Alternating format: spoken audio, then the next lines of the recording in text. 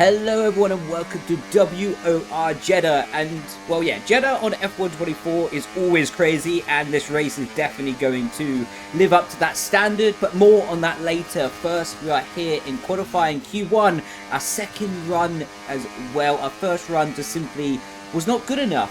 We went provisionally P13, so of course we have to do a second lap.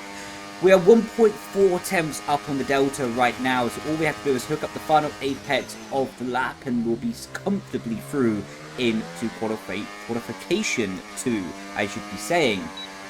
But yeah, qualifying is always quite exhilarating here, super tight with the barriers and really just about sending it with maximum risk and maximum reward on the table. No real time management, no real management of the car at all, just trying to survive between the walls. Here in our first run of Q2, we went purple sector 1 and actually we went green in sector 2. A little bit hesitant on the turn-in, but we're still pretty committed through the left and right starting sector 3, and ideally we want to get through on one set of tyres here in Q2 so then we can have 2 new sets during the Q3. On the inside, Jake was a bit of a distraction there, but he couldn't have really done much more to get out of the way. So running up to the start-finish line, where is this going to be? And we are going to go P2. Who was that? In fact, with a 6:01, and you can see he was able to get through Q2 with that one set of tyres alone. So that has now put us back in a good contention for qualification 3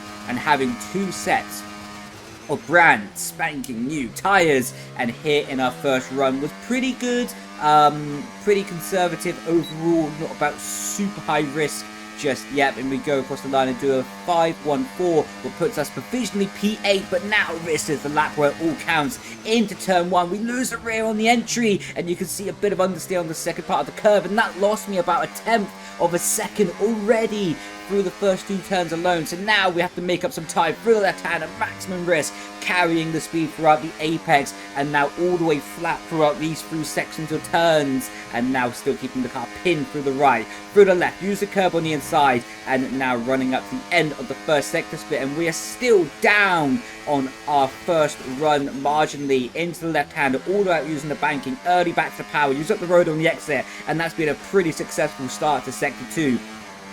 Through the right and then through the left, all commitment and close up to the barriers on the inside. The front tyres did not bite the surface of the road how I would have dreamed them to do, and just ran a little bit wide of the apex. Still carried good minimum speed though, so now into sector 3.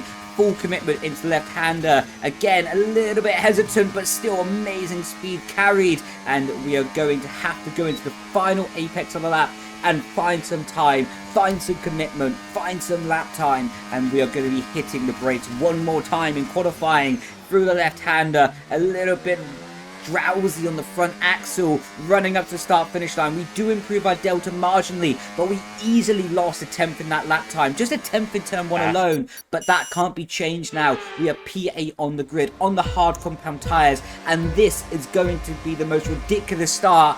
Look how quick after the lights go out we release and we get such a fortunate start. I'll explain why in just a moment, but we look down the inside of Jake Benham into turn 1 and we're going to be squeezed on the exit of corner 2, and we actually lose quite a lot of positions because of that, lose quite a lot of momentum, and we're down into P9. What did look like challenging for P6, P5, but now we're down into P9 just by being shuffled wide. I got so lucky there on the exit. You hear me say I got so lucky? It's actually because I released the upshift paddle and then the lights went out. So I released the upshift paddle by mistake in the moment I thought was actually a problem with the wheelbase, as you're going to hear me talk about in just a moment on this first lap. But actually what happens, I made a mistake and I released the upshift paddle, and it just completely by chance was the perfect timing. My upshift paddle released the button on the start. Yeah. So like the reaction time was like nothing. Oh, time to focus. So you actually hear me talking about it there, like the upshift paddle released, but was my mistake completely. It was honestly my mistake. Yeah. So basically the upshift paddle released, and that meant that by pure coincidence, we got the perfect reaction time off the line. Something that I never want to do again. I never want to have this mistake again, of course, because it could have led to a jump start and a driving penalty and, of course, race over. But the luck of the gods was in our favour today, and was able just about to get away with it. But now carrying on into lap 3, and we are going to be going on the attack of Jan up ahead and using the overtake button down the pit straight, and we want to start moving forward. We want to start picking off cars and trying to make up some positions. We're going to be looking around the outside of turn 1, finding the gap. He has a snap for oversteer, so we actually have to avoid him in turn 1 and turn 2, so that put halt to our charge, trying to gain the position. Now lap 6, we are going to go for an almighty send down the inside from about 80 meters back. We get up the inside, hang the car around the outside of corner 2, and we get the traction and all the way up into P8. But we are not done there. We are still going to look for more. We're still going to push for more on this lap, and we have Julian just up ahead of us, and we are going to be going through the right and through the left, using the overtake button on the exit. We see him flashing, we see our opportunity, and we are committed. We are gaining speed down the inside, late on the brakes. He leaves just about the space on the inside, and we have carried the momentum at the bottom of the banking on the traction, and now we have gained 2 places in just under half a lap here of Jeddah, and our race is coming alive. Our race pace is looking scintillating, and we're able to gain the positions hand over fist, and already we're in a position to start challenging Jake Benham up ahead, as now you see going to left-hander, and we're going to be cutting to the end of the lap here, starting lap 7. You can see there's absolutely carnage going on up ahead, and Jake Benham makes the contact with Tamas, and you're going to hear me laughing here. This is going to be nuts. You hear me say this is going to be nuts, and I'm already laughing, already smiling, because they're going side by side through the first sector. Well, it's just never going to end well. It's just never going to end well, and we're going to have to take avoiding action of Jake Benham as he made contact with Tamas, and we just about avoided that. And that's why we hold back sometimes. And yeah, honestly, like with this game sometimes, and the way that the racing is unfolding at the moment, all you could do is laugh at the carnage, because it is just a mess. Really a complete mess. All the DRS games, the driving standards in this game is just not up to par. It is just not up to par, and the amount of like DRS games, everything happening, the driving standards, wheel-to-wheel contact, banging on the straight. I love hard racing. I love it. I want to have hard racing with people and really be close to the barriers, really fighting tooth and nail for the victories and race positions alongside that. But this is just a mess at the moment, really, and we could do so much better. But to be honest, at the same time, you have to play the cards that are dealt, and I understand people want to win, and if playing DRS games is the only way to win, then of course people are going to play that. So now getting back into the race action here, you can see going round the outside of Reese, and you can see Duncan as well finding the gap, and you can see Tom and Navarro just up ahead and looking around the outside of Duncan, but he's on much lower wings compared to us. Duncan. And even though we're using the overtake button, he just takes off like a rocket. So we turn off our overtake button, save it, and now we're going to try and look around the outside of turn 1, turns the inside of turn 2, but he's still going to get good enough traction around the outside to withhold the track position of P3, as now we go into the first sector, and we're just going to start harvesting our battery one more time. Lap 15 here, you can see all over the back of Duncan Hoffman, all the way back to Tom Manley, and you can see we think about going around the outside, but again, we just don't want to put our car in that risky position. We leave loads of space on the inside, and again, it's just like not putting ourselves in a dangerous position, not putting ourselves in a risky position, and not just being silly with our races, to be honest. And now you can see going pretty much 4 wide, and we back out of it, you know. And now we see to go give a wide berth on the inside. We don't need to make contact. We don't need to be squeezing everyone to the white line. We don't need to be making silly maneuvers that are high risk, as a VSC is now coming out. But you can see, trying to leave the space, trying to be fair, trying to be good in the racing.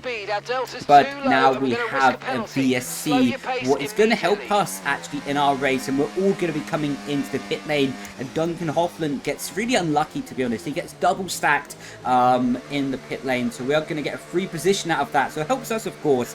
But yeah, Duncan is an amazing driver and would have been great to be battling with him for the race win today. But yeah, sometimes that's not the way the cookie crumbles, and he got really unlucky. Unfortunate for him, but we're going to be gaining a position out of that, and now coming out of the pit lane, Ruben and Tamas did undercut us, and Tamas got damage actually. So Tamas now is actually going to let us pass because yeah, he has complete front wing damage, so I think his race is basically over. So he did let us pass just as a gentleman thing to do, I guess. So it did make our life easier, and now on lap 18 we have Ruben Pageno is of course teammates with a counter. We look down the inside, laid on the brakes, and now you get the car slowed down, go on the outside again. There's just unnecessary contact on the exit. I'm being pushed to the wall, like just by wheel banging. I'm like, come on, like it just doesn't make sense. I don't get why we have to be like doing this so unnecessary contact in this way. But yeah, we was able to get past, we was able to be okay with that, and we just get absolutely lunged up the inside again. Admittedly, we was a bit slow because of DRS ahead.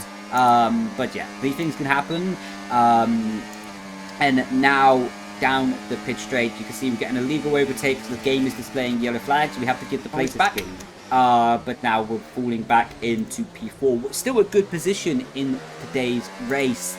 And yeah, we're still looking good. And Alvaro again got the yellow flag, so he had to let past Tom Manley to avoid getting a 5-second penalty from the game. And this is absolutely nuts. This is nuts. Just watch this. Just watch this.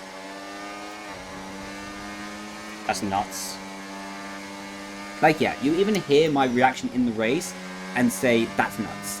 Because, like, just being pushed into the wall on the exit of a corner, like, it's basically what happened with me before on corner 2, but I was side by side enough to avoid the contact as we go for an absolute lovely switchback and get the move done versus Reese. But yeah, there's been a lot of ranting in this video. There's been a lot of stuff said, but yeah, really, it's hard at the moment in the racing because I want it to be good, I want it to be hard, I want it to be clinical, but at the moment we're just all making so much unnecessary contact, and it's really just making it hard to race properly, to be honest. But about that, I don't want to sit here and complain. I don't want to be like complaining, crying about it, because it is what it is. And now we're going to be going on to lap 21 down the inside, 3 wide, getting the move done and just about getting the car stopped underneath braking. But yeah, it is what it is at the end of the day, and that's how pretty much people are going to race on this game. So I guess just time to get used to it, I guess. But now on lap 21, we have taken the race lead, and we are not going to play DRS games. We are not going to do everything what everyone else was doing. See, that's just crazy, man. You hear me say, that's just crazy.